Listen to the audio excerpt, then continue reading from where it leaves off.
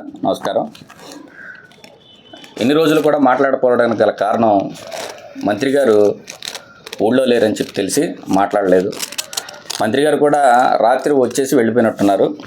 అందుకే ఈ రోజున మాట్లాడుతున్నాను.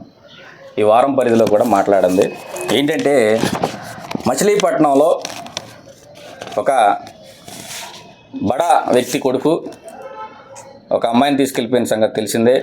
ఇద్దరు మేజర్లు, పెళ్లి చేసుకోవాల్సిన వ్యక్తులు, కానీ పొలిటికల్గా కొంతమంది ఎంటర్ అయ్యి కావాలని రిమైండ్ చేయించిన సంగతి కూడా అందరికీ తెలుసు.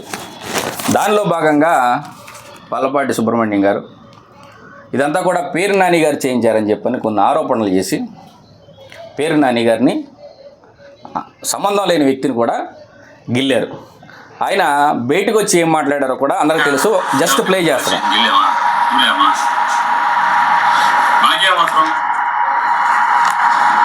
అట్లాగే నేను ఛాలెంజ్ చేస్తా. సిఐ నబీ కాల్ డేటా తీయండి. గడిచిన 15 రోజులుగా లేదా 10 రోజులుగాను, ఎందుకంటే ముందు కూడా అడుగుతున్నాను, కాల్ డేటా తీయండి. ఎవరెవరు మాట్లాడారు, దమ్ముందా, ధైర్యం ఉందా అని అడుగుతున్నాను. కొల్లురంగా నీకు ధైర్యం ఉందా? నీ కాల్ డేటా తీ. నీ కాల్ డేటా తీసి నాకు నువ్వెవరెవరితో నీ చుట్టూ ఉన్న పిఏలు కానీ మీ గన్మెన్లు కానీ మీ అందరూ ఇవ్వండి. ఇక్కడ పేరు నాని గారిని చూస్తే దాదాపుగా 30 నిమిషాలు మాట్లాడారు. 30 నిమిషాల్లో పేరు నాని గారిని లాగారని పేరు నాని గారు మొత్తం చిట్టా అంతా నేను తీశాను. మరి పోలీస్ స్టేషన్కి డైరెక్ట్గా తీసుకురావాల్సిన మేజర్లను నోవాటాలకి హైదరాబాదు అటు ఇటు తిప్పారు, ఎక్కడెక్కడో సెటిల్మెంట్లు చేశారని చెప్పని. ఇది ఎందుకు మాట్లాడుతున్నామంటే ఒక ఆడబిడ్డ సమస్య కాబట్టి, అందుకే ఈ రోజున మాట్లాడుతుంది. మరి ఇన్ని ఎవిడెన్స్తో మాట్లాడిన వ్యక్తి తెలుగుదేశం పార్టీ వాళ్ళు, టీడీపీ వైఎస్ఆర్సీపీ కార్పొరేటర్లు పెట్టిన ప్రెస్ మీటు, పేరు నాని గారు పెట్టిన 2వ నిమిషాన ఆగమేఘాన్ మీద తెలుగుదేశం పార్టీ కార్యాలయంలో ప్రెస్ మీట్లు పెట్టే వ్యక్తులు ఈ రోజున ఏమైపోయారు? ఇది నా ప్రశ్న కాదు, కూటమి నాయకుల ప్రశ్న. అంటే రవీంద్ర గారితో చెప్పుకోలేని కూటమి నాయకుల ప్రశ్న, ఆ తర్వాత బందర్ ప్రజల ప్రశ్న, రాష్ట్రంలో ఉన్న కొంతమంది ప్రశ్న. ఇది ఎందుకు మాట్లాడట్లా, ఎందుకు నోరు విప్పట్లా? ఈ రోజున ఒక బాధ్యత గల మంత్రి గారైన రవీంద్ర గారు నాకు చాలా సోమిడని చెప్పి తెలుసు, ఎందుకంటే నేను చాలా చోట్ల కూడా ప్రస్తావించడం జరిగింది. ఇందులో భాగంగా నేను చాలాసార్లు ప్రస్తావించాను, మంత్రి గారు మీరు హుందాగా దీనిపైన మాట్లాడి విషయం ఏంటో ఒకసారి తెలియజేస్తే అందరికీ కూడా బాగుంటుందని చెప్పని తెలియజేస్తున్నాం.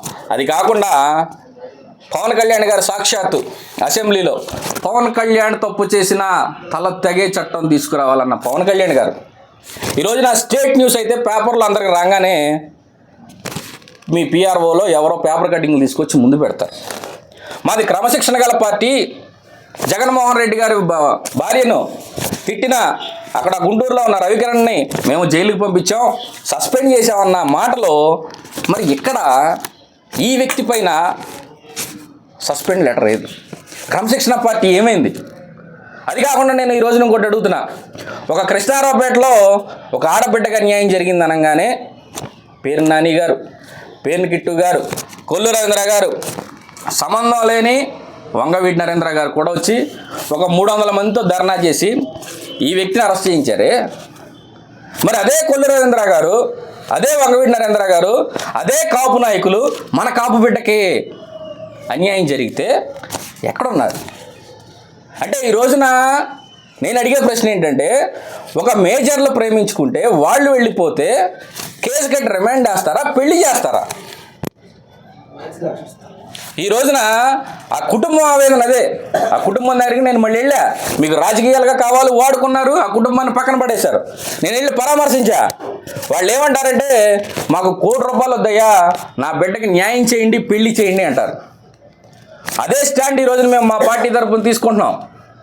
అవసరమైతే కనుక ఎల్లుండి కూడా ఒక మహిళా అధ్యక్షురాలు వస్తుంది, ఆవిడ కూడా పరామర్శకి వెళ్తుంది. మచిలీపట్నంలో నేను ఉన్నాను, నాకు ఫోన్ చేసి చెప్పారు. ఈ రోజున ఆవిడ పేరు చెప్తే ఆవిడని కూడా ఆపే ప్రయత్నాలు చేస్తారని చెప్పి ఈ రోజున పేరు తెలియచేయట్లా. ఇదంతా కూడా మీరు గమనించుకోవాలి. అది కాకుండా ఇది డేటా. ఈ డేటా చదివితే ప్రెస్లో కూడా సరిపోదు. ఇది వ్యక్తిగతంగా నేను తర్వాత చెప్తాను. ఈ డేటా పంపించింది ఎవరో తెలుసా? కులరేంద్ర గారు. మీకే చెప్తున్నానండి.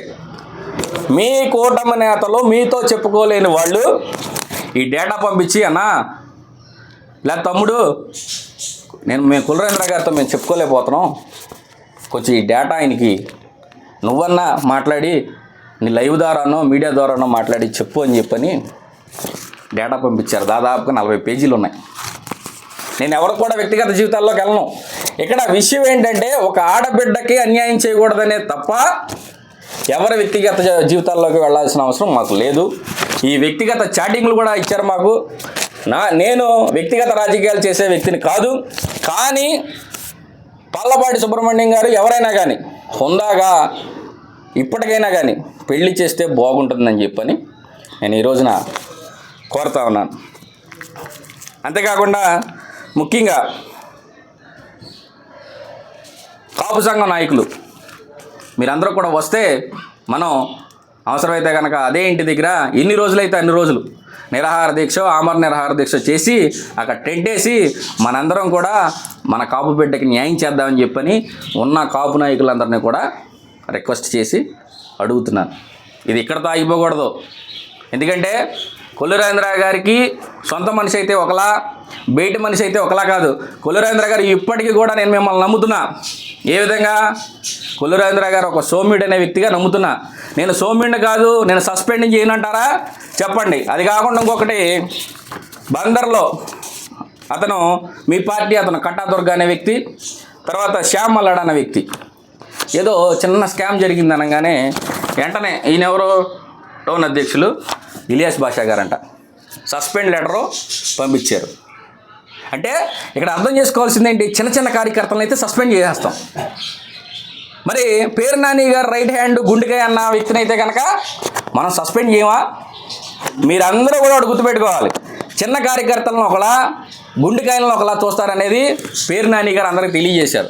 దీన్ని బట్టి మీరు అర్థం చేసుకోవాల్సింది ఏంటంటే, కార్యకర్తలందరూ కూడా చిన్న కార్యకర్తలు ఎప్పుడైనా కానీ బలైపోవాల్సిందే. పెద్దవాళ్ళు తప్పులు చేసినా జేబులో వేసుకుని మనం కాపాడుకోవాల్సిందే అనేది ఈరోజు రాజనీతి. ఈ రాజనీతిని చెరిపేస్తారా, సస్పెండ్ చేస్తారా లేదా అనేది నేను కులరేంద్ర గారి విజ్ఞతకి వదిలేస్తున్నాను. Thank you.